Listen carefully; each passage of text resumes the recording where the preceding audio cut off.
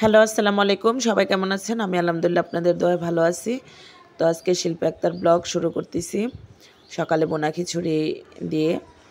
আজকে বোনা খিচুড়ি খাবো। কালকে একটু ঠান্ডা পড়ছিল। সেজন্য আর অনেক দিন ধরে যে বোনা খিচুড়ি খাবো কিন্তু খাইতে পারতেছিলাম না। কারণ অনেক গরম ছিল। এজন্য খাইতে পারতেছিলাম না। গরমের মধ্যে খিচুড়ি খেলে অনেক খারাপ লাগে। তো এটা হচ্ছে আগের গরুর মাংসের তরকারি ছিল কালকের। আর হচ্ছে আজকে সকালে টমেটোর চাশনাই করছি, টমেটো টেলে তারপরে চাশনাইটা করছি, ডিম ভাজি করছি, তারপর হচ্ছে আলু টেলে এই মরিচ দিয়ে ভর্তা করছি। তো খাবারটা আজকে মাশাআল্লাহ আলহামদুলিল্লাহ অনেক মজা হয়েছে। তো খাবার খাইতে খাইতে আমার আব্বুর কথা মনে উঠলো যে আমার আব্বুরে আমি বড় হওয়ার পর থেকে বেশি একটা কাছে পাই নাই। কারণ এই ছোটোকাল ধরে দেখি আমার আব্বু পরিশ্রম করতেছে। আগে সেনাবাহিনীতে জব করতো, রিটায়ার্ড পারসন। এরপরে আরও কী যে একটা চাকরি করতো, তখন আমি অনেক ছোট ছিলাম। দেখতাম আমারে ঘুম পাড়িয়ে সকাল সকাল চলে যেত। আর আমাদের ফ্যামিলিতে মানে আমার আব্বুয়ে সবচেয়ে বেশি আমাকে ভালোবাসে, এখন আমার পরে আমার বাচ্চাদেরকে ভালোবাসে। আর আমি সবচেয়ে বেশি আমার আব্বুরে ভালোবাসি। আম্মুরও বাসি, কিন্তু আব্বুরই বেশি বাসি। আর আমার ভাইয়েরা হচ্ছে আমার আম্মুরে ভালোবাসি বেশি, আব্বুরে হয়তো বা একটু কম। মানে অনেক ইয়েতে বোঝা যায় আর কি। যাই হোক, এক একজনের ভালোবাসা এক এক রকম, আর সব ভালোবাসা তো একরকম হয় না, হয়তো বা এটা আল্লাহর তরফ থেকে আসছে। তো আমার আব্বুর জন্য মায়া হয়।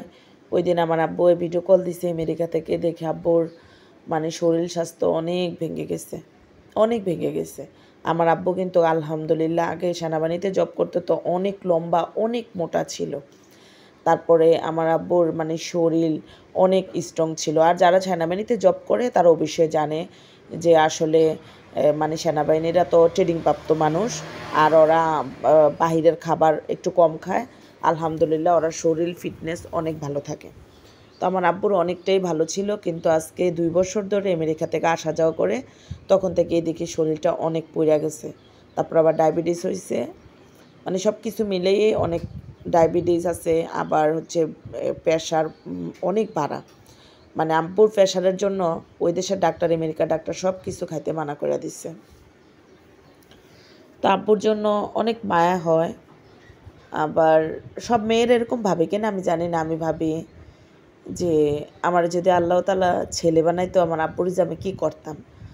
আবার ভাবি যে হয়তোবা ছেলে হইলে তখন হয়তোবা কিছু করতাম না, মানে অনেক কিছু ভাবে। তো আমার আব্বুর জন্য সবাই দোয়া করবেন যাতে আমার আব্বুর শরীরটা ভালো রাখে। আল্লাহ বাসাইল আমার আব্বু আসবে আর কয়েকদিন পরে। আব্বুর শরীরটা অনেক অসুস্থ, অনেক মন খারাপ এই জন্যই যে ইচ্ছা করলে মানুষের সব কিছু হয় না। আল্লাহ তাআলা যদি এমন কিছু আমাকে একটা মানে আলাউদ্দিনের চেরাগের মতো হইতাম, তখন তো আব্বুর কাছে উইরা চলে যাইতাম। কিন্তু আব্বু অসুস্থ থাকলে আব্বুর পাশে থাকতে পারতেছি না। আমরা তো অনেক দূরে, পৃথিবীর এই শেষ সীমানা, আব্বু পৃথিবীর ওই শেষ সীমানা। কারণ আমাদের দেশে যখন রাত্র হয় তখন ওইখানে দিন হয়, এতটা ডিফারেন্স। তো ওকে, আল্লাহ হাফেজ।